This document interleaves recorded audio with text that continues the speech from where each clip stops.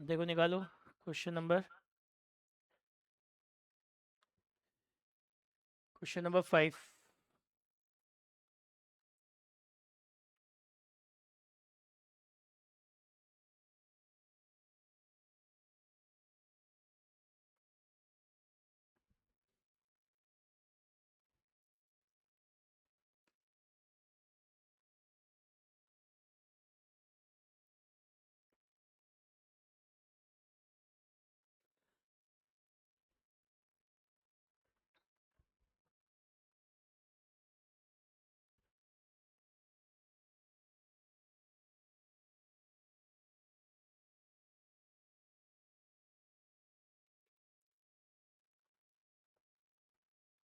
पढ़ो क्या कह रहा है question.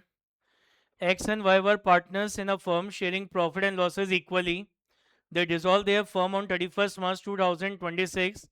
On this date, the balance sheet of the firm, apart from relation of asset and outside liability, show the following.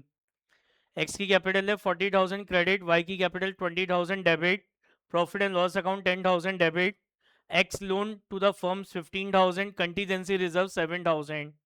On the date of dissolution of the firm, X loan was repaid by the firm along with interest 500. Dissolution expenses of rupees 1,000 were paid by the firm on behalf of X, who bear these expenses. An unrecorded asset of 2,000 were taken over by Meena by Y होगा by Y, इसको कर लेना by Y. And while X discharge an unrecorded liability of rupees 3,000.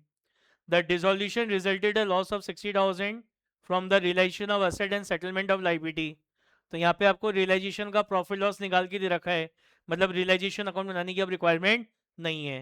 ये realisation account बनाते इसलिए हैं profit loss निकालने के लिए, वो यहाँ पे निकाल के दे रखा है। तो कह रहा है पार्टनर्स का कैपिटल अकाउंट और एक्स का लोन अकाउंट बनाना है, बनाओ। पार्टनर्स कैपिटल अकाउंट और एक्स का लोन अकाउंट।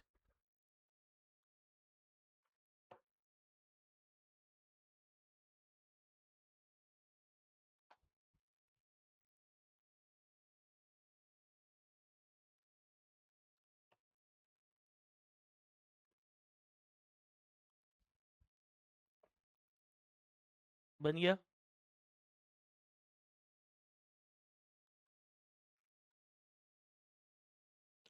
सबसे पहले आपको कैपिटल अकाउंट के बैलेंसेस दे रखे हैं एक्स और वाई के। तो एक्स के कैपिटल अकाउंट का क्रेडिट बैलेंस है और वाई के कैपिटल अकाउंट का डेबिट बैलेंस है। तो ये लिखो bye balance brought down. X का तो क्रेडिट बैलेंस है 40,000। एक्स का तो क्रेडिट बैलेंस है कितना 40,000, तो क्रेडिट साइड में लिख दो। और वाई के कैपिटल अकाउंट का डेबिट बैलेंस है तो वो डेबिट साइड में लिख दो। To balance brought down, Y में कितना 20,000, वाई में कितना 20,000। फिर आपको प्रॉफिट एंड लॉस अकाउंट का डेबिट बैलेंस दे रखा है। तो प्रॉफिट एंड लॉस अकाउंट का डेबिट बैलेंस है, मतलब ये क्या है, नेट लॉस है। तो इसको क्या करेंगे, एक्स और वाई में बांट देंगे इनकी प्रॉफिट शेयरिंग रेशियो में। तो प्रॉफिट एंड लॉस अकाउंट का डेबिट बैलेंस है, इसको खत्म करने के लिए क्या करोगे, क्रेडिट, और डेबिट किसको कर देंगे, पार्टनर्स कैपिटल अकाउंट को। लिखो entry X capital account debit, profit sharing ratio क्या है 1:1। तो X capital account debit 5,000, Y capital account debit 5,000 to profit and loss account 10,000।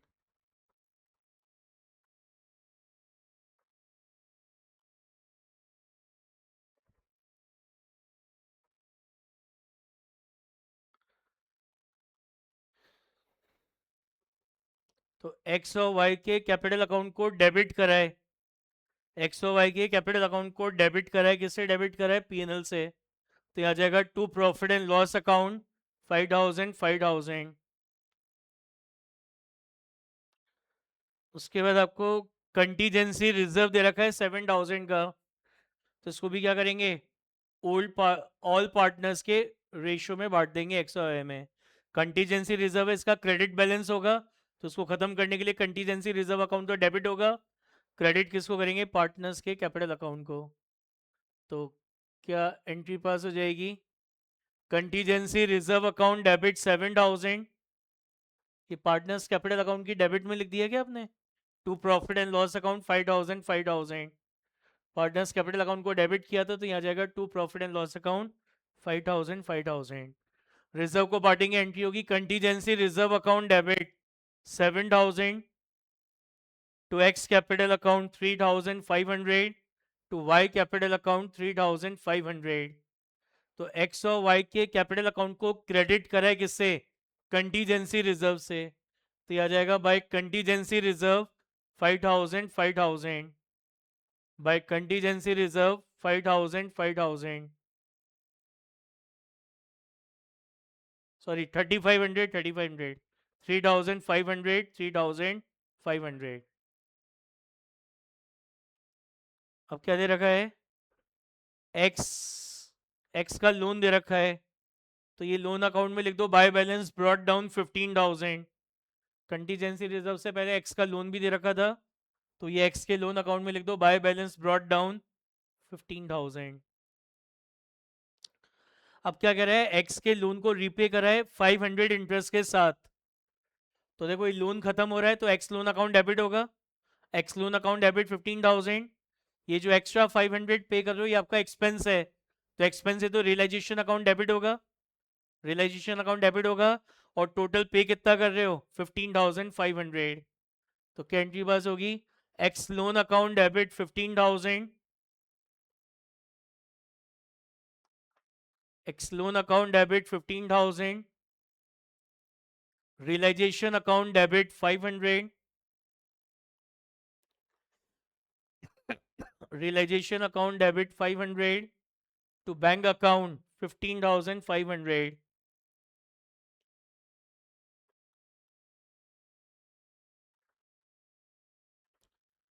तो एक्स के लोन अकाउंट को डेबिट करा है किससे? बैंक से। कितने से डेबिट करा है? 15।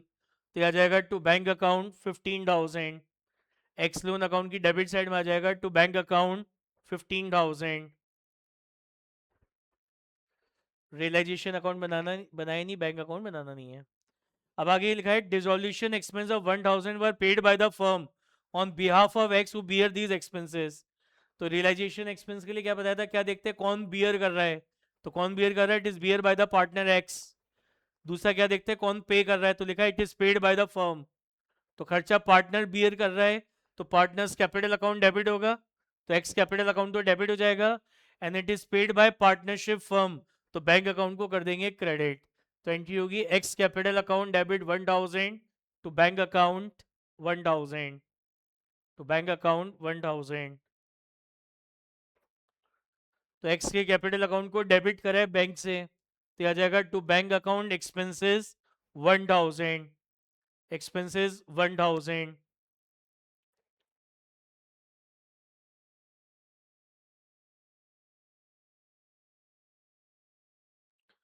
लिखा है an unrecorded asset of 2000 were taken over by Y, an unrecorded asset of 2000 जो it is taken over by partner Y. तो पार्टनर एसेट टेक ओवर कर रहा है, तो मतलब ये पैसा हमें पार्टनर से लेना है। कैसे लेंगे? इसके कैपिटल अकाउंट से निकाल लेंगे। इससे पार्टनर्स की कैपिटल कम हो जाएगी, कैपिटल लाइबिलिटी, और लाइबिलिटी जब रिड्यूस होती तो करते हैं डेबिट। तो एंट्री हो जाएगी Y capital account debit 2000, Y capital account debit 2000 to realisation account 2000, to realisation account 2000।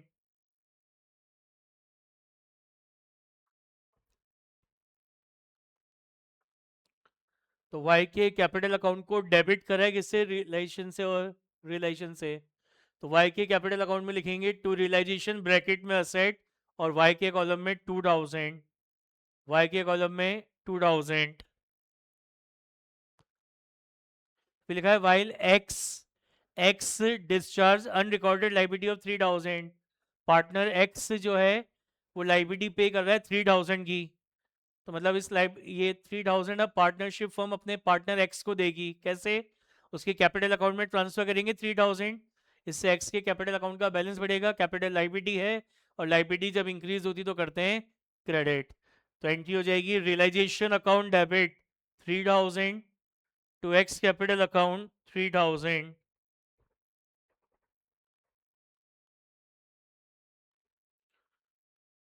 तो एक्स के कैपिटल अकाउंट को क्रेडिट करें किससे, रियलाइजेशन से, तो आ जाएगा बाय रियलाइजेशन अकाउंट लाइबिलिटीज कितना 3000, बाय रियलाइजेशन अकाउंट लाइबिलिटीज कितना 3000।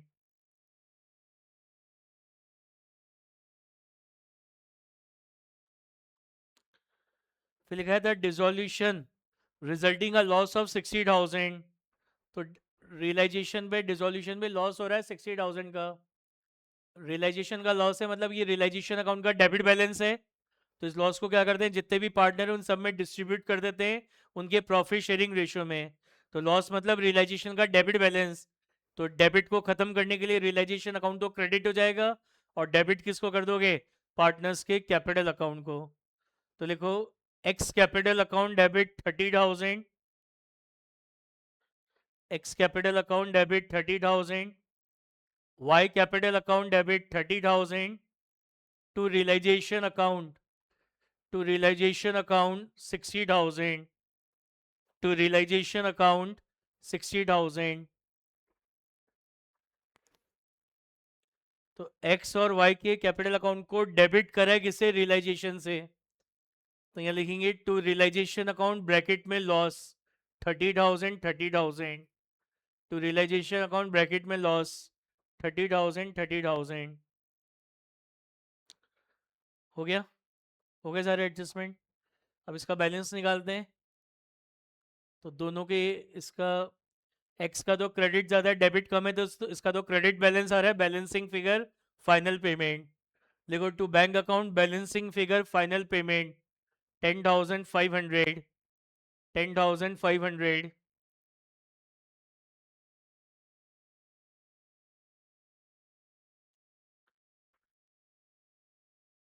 और ये जो वाई है इसका डेबिट ज़्यादा है, क्रेडिट कम है, तो उसका डेबिट बैलेंस आ रहा है। तो ये बैलेंसिंग फिगर आ गया जो फाइनल अमाउंट अपन रिसीव करेंगे। तो by bank account balancing figure final receipt 53,500, 53,500। समझ में आ गया। सिक्स्थ देखो क्या कह रहा है, x and why were partners in a firm sharing profit and losses in the ratio 3:2।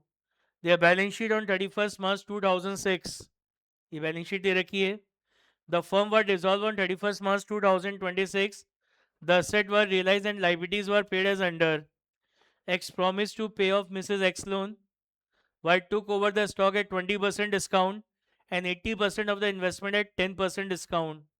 D, a debtor of rupees 60,000, had to pay the amount due to 2 months after the dissolution. He was allowed a discount of 9% per annum for making the payment immediately. Creditor were paid 1,75,000 full settlement of their claim. 90% of the fixed asset realized 1,98,000 and remaining realized discount of 15%. Balance of the investment was sold 75% value. Fixed deposit realized 110%. There was an old furniture written off completely from the books. X took away the same as 41,000 against his loan. Sorry, Y होगा. Y took away same for 41,000 against his loan and balance was given in cash. Y, वो Y होगा है ना. Realization expense of 20,000 were paid by X and Y equally on behalf of the firm. अब इसका realisation account बनाना है केवल. बनाओ full page का रियलाइजेशन अकाउंट.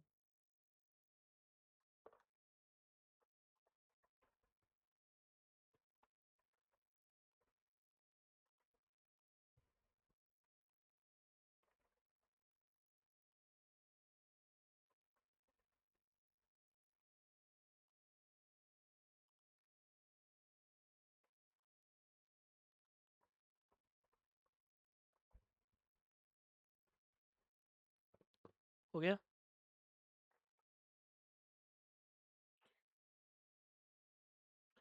सबसे पहले आपको बैंक बैलेंस दे रखा है, तो यहाँ पे बैंक अकाउंट तो बनाना नहीं है, तो वहाँ पे आता है डेबिट साइड में. अब फिक्स डिपॉजिट है, स्टॉक है, इन्वेस्टमेंट है, डेटर्स हैं. तो डेटर देखो फिक्स डिपॉजिट है, ये रिलेशन में जाएगा.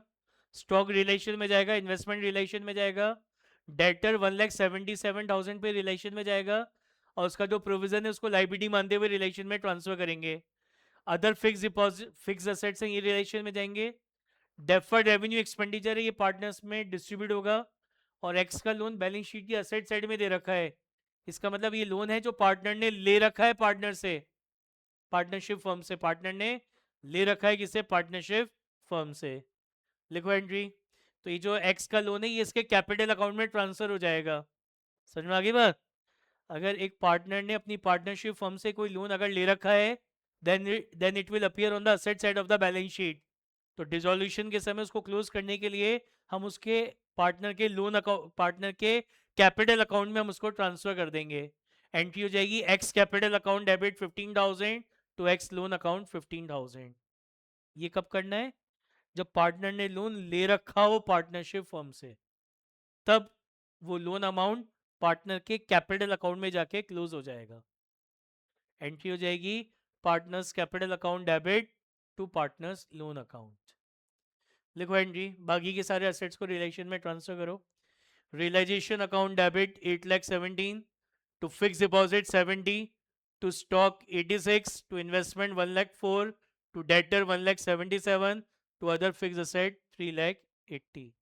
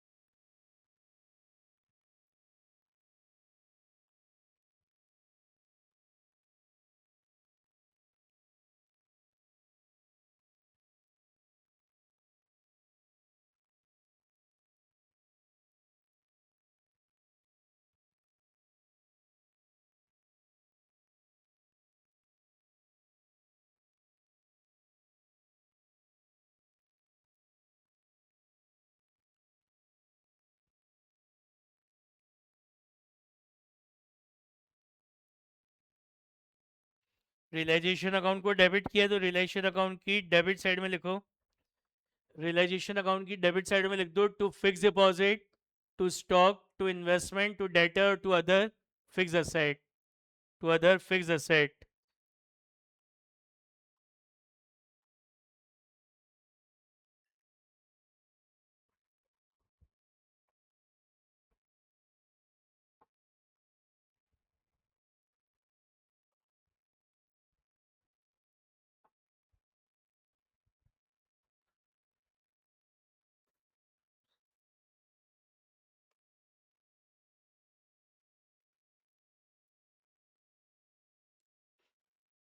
लिख लिया।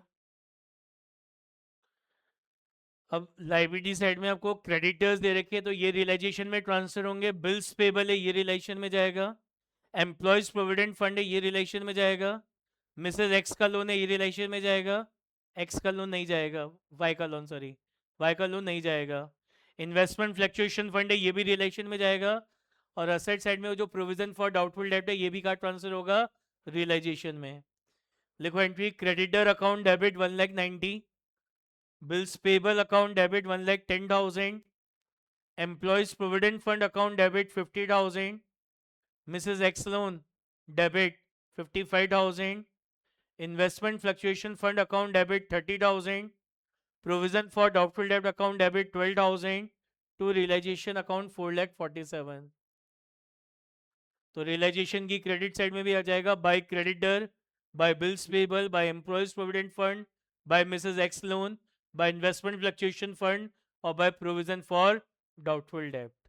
लिखो।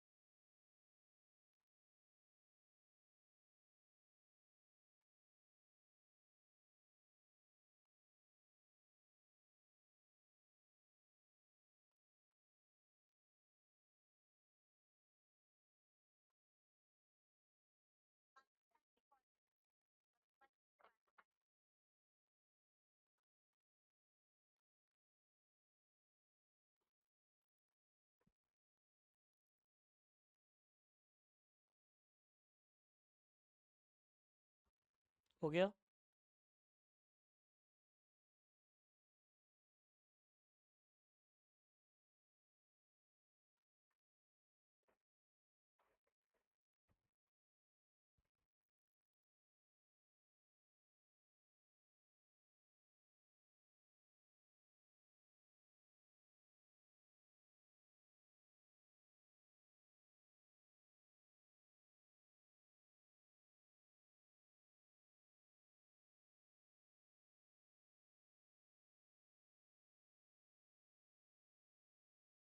हो गया। नेक्स्ट देखो क्या लिखा है। एक्स प्रॉमिस टू पे ऑफ मिसेस एक्स लोन। कह रहा है एक्स ने प्रॉमिस करा है कि वो अपनी मिसेस एक्स का लोन रीपे कर देगा। तो मिसेस एक्स का लोन कितना है, 55,000 ही एक्स पे कर रहा है। तो पार्टनर लाइबिलिटी टेक ओवर कर रहा है, क्या एंट्री होगी, realisation account debit to X capital account. देखो entry, realisation account debit 55,000 to X capital account 55,000 to X capital account 55,000, realization account debit 55,000 to X capital account 55,000। तो realisation account की debit side में लिखो to X capital account, bracket में Mrs X loan 55,000, to X capital account bracket में Mrs X loan 55,000। फिर कह रहा है Y took away the stock at 20% discount. तो स्टॉक कितना है हमारा, 86,000 का स्टॉक है, इसको 20% लेस करके वाई लेके जा रहा है। तो 86,000 का 20% होता है 17,200। तो 20% लेस करके वैल्यू आ रही है 68,800। तो इस वैल्यू पे ये स्टॉक कौन लेके जा रहा है, वाई लेके जा रहा है। कह रहा है 80% ऑफ द इन्वेस्टमेंट, इन्वेस्टमेंट कितने हैं, 1,04,000 के हैं। इसमें से 80% इन्वेस्टमेंट, इसमें से 80% इन्वेस्टमेंट 10% कम करके वो भी कौन लेके जा रहा है, वाई लेके जा रहा है। कौन लेके जा रहा है, वाई लेके जा रहा है। यानी वाई ने जो टोटल इन्वेस्टमेंट टेक ओवर करे वो कितने के कर लिए, 1,43,680 के, 1,43,680 के। देखो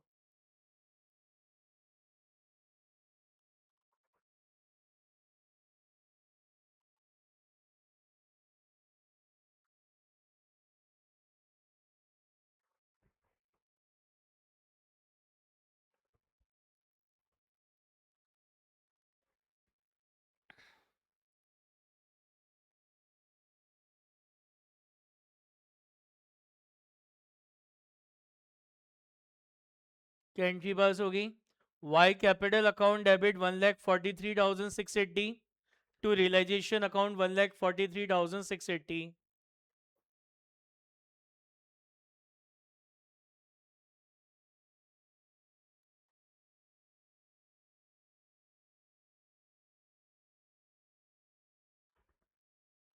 हो गया।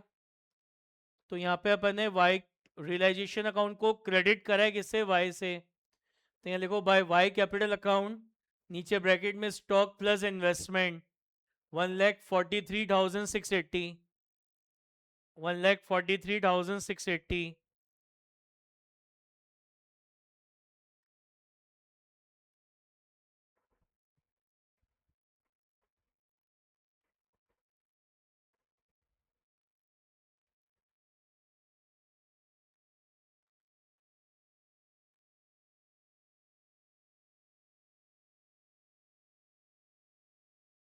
हो गया। तो रियलाइजेशन में ये लिख दिया by Y capital account stock plus investment. आगे बढ़ो, C, D R debtor of 60,000, total debtor कितने हैं, 1,77,000। इसमें से एक डेटर है डी, इसके अंदर एक डेटर है डी 60,000 रुपीज का, 60,000 रुपीज का, जिसको हमें 2 महीने आफ्टर 2 मंथ्स के बाद पेमेंट करना था, बट वो हमें इमीडिएटली पेमेंट कर रहा है, इसलिए हमने उसको 9% पर एनम का डिस्काउंट दिया है। तो 9% पर एनम मतलब ये तो एनुअल रेट ऑफ डिस्काउंट हो गई। तो 2 महीने जल्दी पेमेंट कर रहा है मतलब कितने महीने का डिस्काउंट देंगे उसको, 2 मंथ्स का।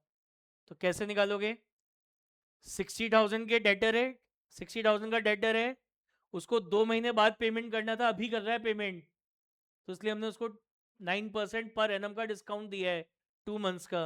तो 60,000 का 9% जो 2/12 ये होता है 900। तो यानी उस डेटर से आपको कितना अमाउंट रिसीव होगा? 59,100। कितना अमाउंट रिसीव होगा? 59,100।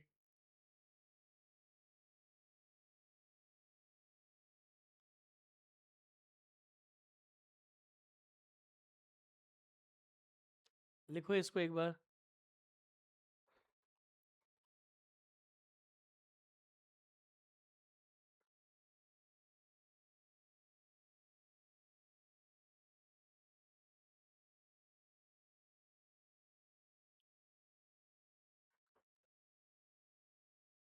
पॉइंट नंबर डी हो, पॉइंट नंबर डी एक बार बाद में देखते हैं। पॉइंट नंबर ई देखो, पढ़ो एक बार पहले पॉइंट नंबर ई।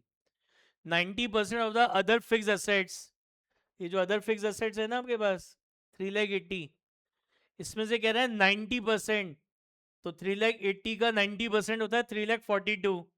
तो इन 3,42,000 के अदर फिक्स एसेट्स को अपन ने कितने में सेल करा है? 1,98,000 में सेल करा है। कितने में सेल करा है? 1,98,000 में। लिखो इसको भी इसी के नीचे।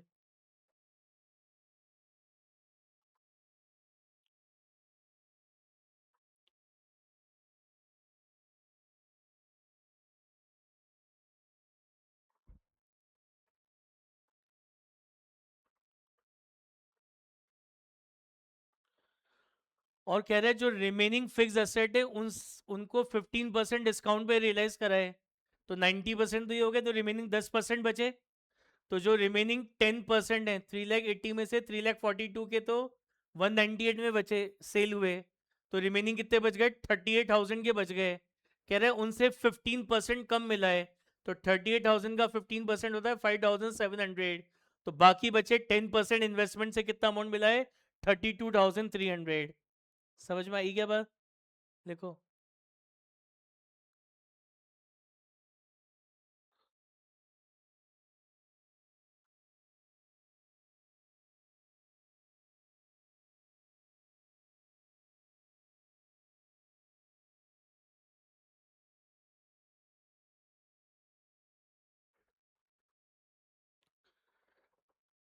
पॉइंट नंबर ई हो गया। Point number F, balance of the investment. Point number B में क्या लिखा था? एट, ये जो इन्वेस्टमेंट थे ना हमारे पास 1,04,000 के, इसमें से 80% इन्वेस्टमेंट तो वाई ले गया था, पॉइंट नंबर बी में लिखा हुआ है। तो रिमेनिंग कितने बच गए? 20% इन्वेस्टमेंट बच गए। तो जो रिमेनिंग 20% इन्वेस्टमेंट बचे, तो 1,04,000 का 20% होता है 20,800। तो बचे हुए 20% इन्वेस्टमेंट से हमें कितना अमाउंट मिला है? 75% अमाउंट ही मिला है। तो बचे हुए 20% होते हैं 20,800। तो 28,000 का 75% होता है 15,600। तो ये अमाउंट हमें रिसीव हुआ है बचे हुए रिमेनिंग इन्वेस्टमेंट से।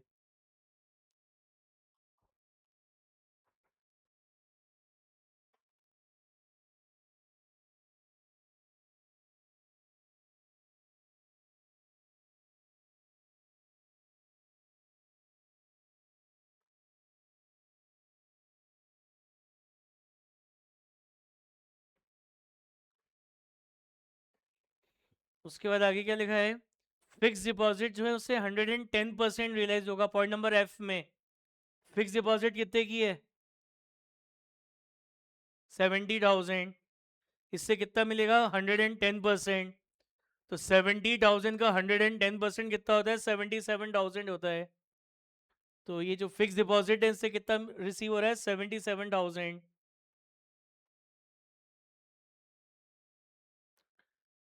फिर लिखा है एक पुराना फर्नीचर है वो तो राइट ऑफ हो गया जो वाई लेके जा रहा है, ठीक है ना। फिर रियलाइजेशन एक्सपेंस की बात हो रही है एच पॉइंट में। अब एक बार चेक करो असेट्स का। एफडी हो गई, फिक्स डिपॉजिट हो गई, हो गई। स्टॉक हो गया क्या? स्टॉक वो ले गया था, कौन ले गया था? वाई ले गया था स्टॉक। इन्वेस्टमेंट का भी हो गया सारा सेटलमेंट। डेटर्स, डेटर, डेटर थे 1,77,000 के डेटर थे ना। इसमें से 60,000 के डेटर का तो ये सेटलमेंट हुआ था 59,100। जो रिमेनिंग डेटर है उनके लिए तो कुछ बोला ही नहीं। हाँ, रिमेनिंग डेटर के लिए तो कुछ बोला ही नहीं। तो ये हमारा एक टेंजिबल असेट है, तो फिर वो book value to book value realize होगा। तो 1,77,000 के डेटर में से 60,000 के डेटर का तो यहाँ सेटलमेंट हो गया था, उनसे मिले थे 59,100। जो रिमेनिंग डेटर बच गए 1,17,000 के बच गए, इनके लिए कुछ नहीं कह रहा, तो मतलब इनसे ये book value to book value amount realize हो जाएगा। देखो ये रिमेनिंग डेटर्स।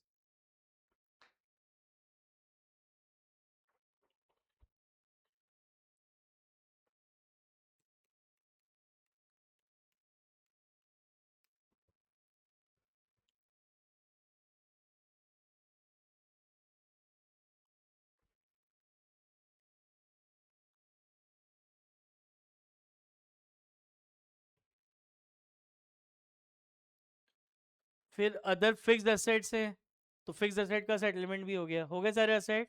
तो इन सारे एसेट को सेल करने से मिल रहा है 4,99,000। इन सारे एसेट को सेल करने से कितना मिल रहा है? 4,99,000 लिखो। Amount realize from asset 4,99,000। समझ में आ गया क्या? तो इन एसेट को बेचने की एंट्री क्या होगी? Bank account debit 4,99,000 to realisation account, to realisation account 4,99,000। Bank account debit 4,99,000 to realisation account 4,99,000। तो रियलाइजेशन अकाउंट को क्रेडिट कराए किससे? बैंक से। रियलाइजेशन अकाउंट को क्रेडिट कराए किससे? बैंक से। यहाँ लिखो बाय बैंक अकाउंट, अंडरलाइन करो, बाय बैंक अकाउंट अंडरलाइन करो डेटर्स। तो डेटर्स से कितना मिल रहा है? 59,100, तो ये 1,17,000, ये 59,100 प्लस 1,17,000, तो डेटर्स से कितना मिल रहा है? 1,76,100, 1,76,100।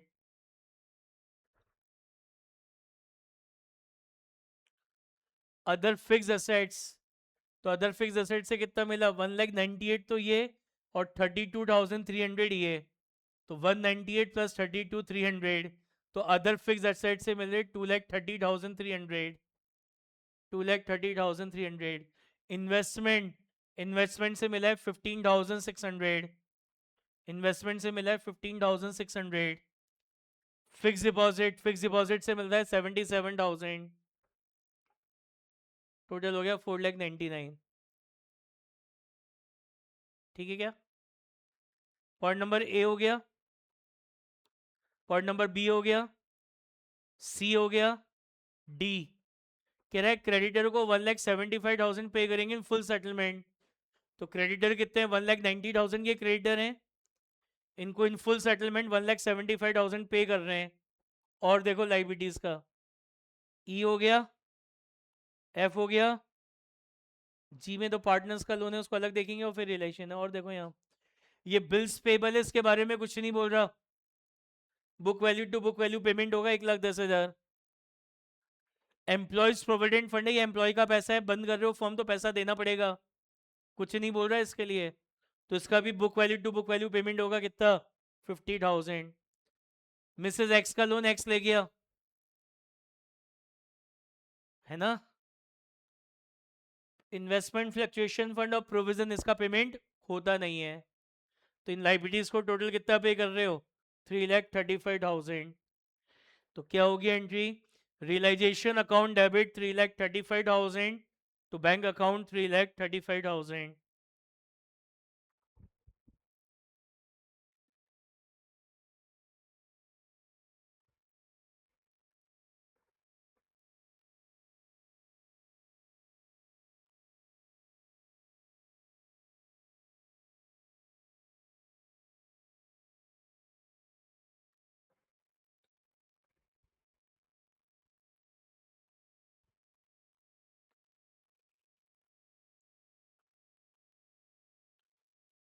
तो रियलाइजेशन को डेबिट किया तो रियलाइजेशन में आ जाएगा टू बैंक अकाउंट। क्रेडिटर्स को कितना पे करा? 1,75,000। बिल्स पेबल को कितना पे करा? 1,10,000। एम्प्लॉयज प्रोविडेंट फंड को 50,000, यानी टोटल कितना पे करा है? 3,35,000।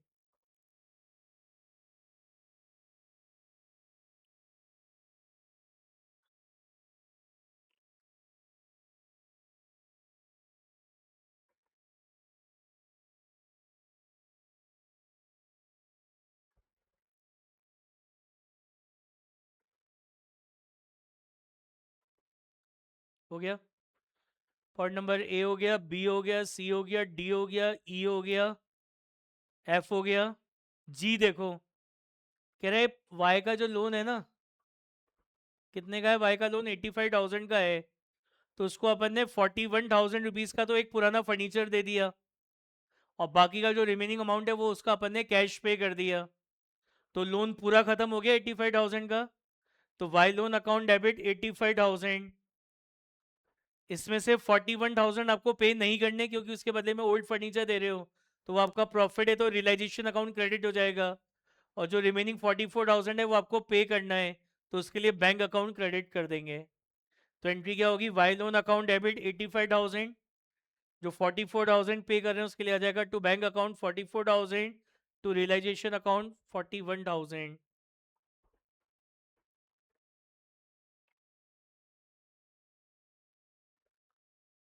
Y loan account debit 85,000 to bank account 44,000 to realization account 41,000।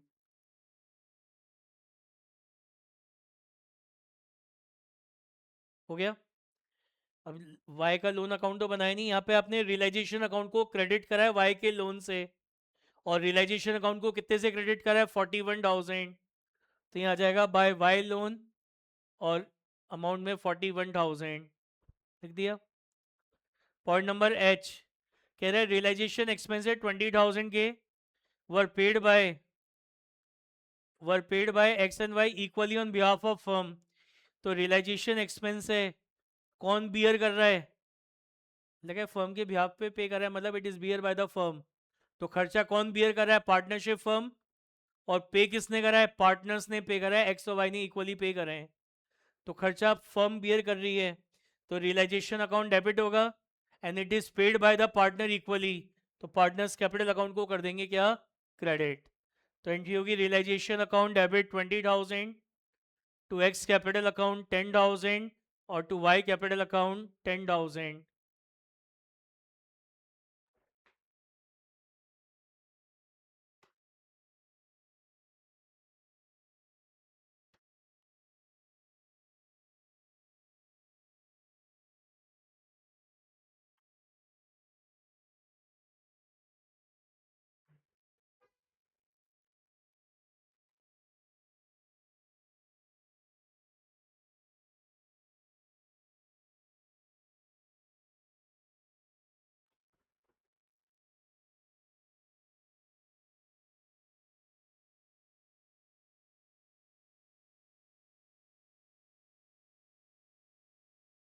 हो गया। तो रियलाइजेशन को डेबिट किया तो रियलाइजेशन में आ जाएगा to X capital account 10,000, to Y capital account कितना, 10,000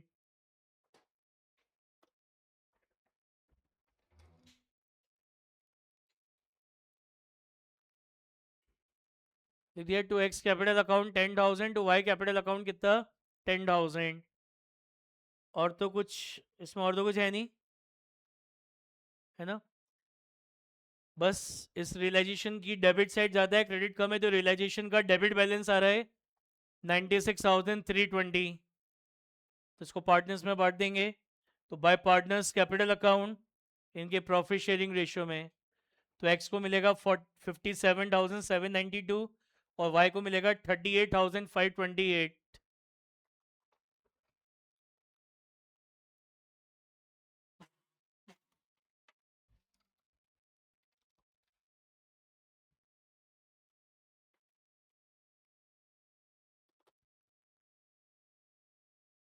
हो गया। इस लॉस को बांटने की एंट्री क्या होगी, X capital account debit 57,792, Y capital account debit 38,528, और टू रियलाइजेशन अकाउंट 96,320।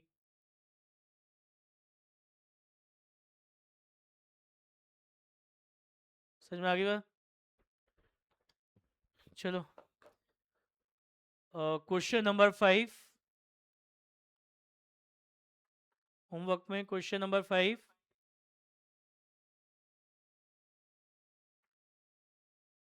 ये होमवर्क में करना है।